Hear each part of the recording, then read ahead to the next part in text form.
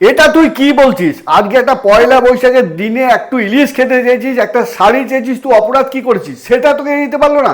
আমি তোকে আগেই বলেছিলাম কিন্তু ওই ছেলের সুবিধার না, তুই একটা কাজ কর ভাই, তুই জামা কাপড় নিয়ে চলে আয়, আমি কি দেখছি। হলো কি? তুমি আর বলো না তো, কালকে ওকে একটু বলেছিলে ইলিশ নিতে, একটা শাড়ি নিয়ে আসতে, আর ওই ছেলে এইটুকু আমার বোনের আবদারটাকে পূরণ করতে পারলো না, তাই আমাকে বললাম তুই চলে আয়। দাঁড়াও। আজকে পয়লা বৈশাখের দিন, তুমি জানো আজকে বাজারে ইলিশ মাছের দাম কত? আজকেই তোমার বোনকে ইলিশ খেতে হবে। আজকে বাদে এক সপ্তাহ পরে ইলিশ খেলে কি হবে?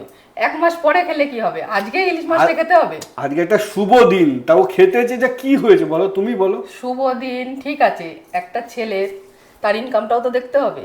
আজকের দিনে বাজারে ইলিশ মাছ বলো, যে কোনো জিনিসের আগুন ছোঁয়া দাম। আজকের দিনে ওকে খেতে হবে। আজকের দিন বাদে এক মাস পরে গেলে কি হবে? আজকেই ওকে চেয়েছে, আজকেই দিতে হবে। আচ্ছা তুমি বলো, আজকে তুমি বাজার কি করেছো? কেন তুমি বলেছিলে একটু রুই মাছটা আমি যা পেয়েছি সেটাই নিয়ে এসেছি। আচ্ছা, তো আমার বাড়িতে ইলিশ মাছ আনোনি কেন? আমার জন্য শাড়ি আনোনি কেন? নিজেরটা তুমি বুঝছো কিন্তু বোনের বরেরটা তুমি বুঝছো না, হ্যাঁ? আমার জন্য আনোনি কেন? আরে তুমি বললে আমি নিশ্চয়ই নিয়ে আসতাম। আচ্ছা, আমাকে তোমাকে বলতে হবে। আর তুমি সেই দাদা, তুমি নিজের ঘরে কি করছো দেখছো না, অথচ নিজের বোনকে উস্কাচ্ছ যে ওকে ইলিশ মাছ খেতে হবে, এনে দিতে হবে, আজকেই এনে দিতে হবে। এই সব কারণে এই যে জানো তো, তোমাদের মতো দাদাদের জন্য কিছু কিছু বোনের সংসার নষ্ট হয়ে যায়। কোথায় বোনকে বোঝাবে তা না, তুমি তোমার বোনকে উস্কে দিচ্ছ আজকের দিনে ইলিশ মাছ খেতে হবে, আর তুমি তোমার বোনকে বোঝাও। এইসব কারণে কিছু কিছু মেয়ের সংসার নষ্ট হয়ে যাচ্ছে জানো তো। মেয়েদেরকে স্বামীকে বুঝতে হবে, তার রোজগারকে বুঝতে হবে, তাকে বুঝে সংসার চালাতে হবে।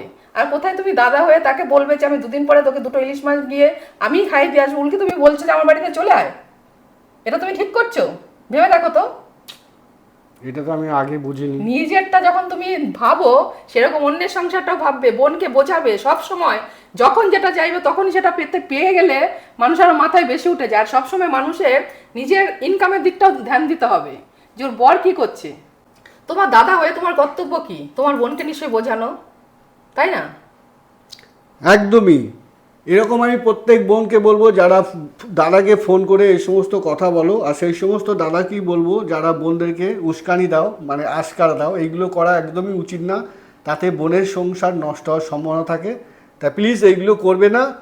নিজের স্বামীকে নিজের সংসারের কি অবস্থা সেটা বুঝেই তোমরা খরচাপাতি করবে, তবেই দেখবে সংসারে মঙ্গল হবে এবং হাজবেন্ড ওয়াইফের সম্পর্কটা ভালো থাকবে। আর আজকে পয়লা বৈশাখ, তোমরা সবাই খুব খুব খুব আনন্দ করো, এনজয় করো, আর সবার মধ্যে সম্পর্কটা মধুর রাখো। মধুর রাখো। শুভ নববর্ষের শুভেচ্ছা ও ভালোবাসা রইলো তোমাদের সবাইকে।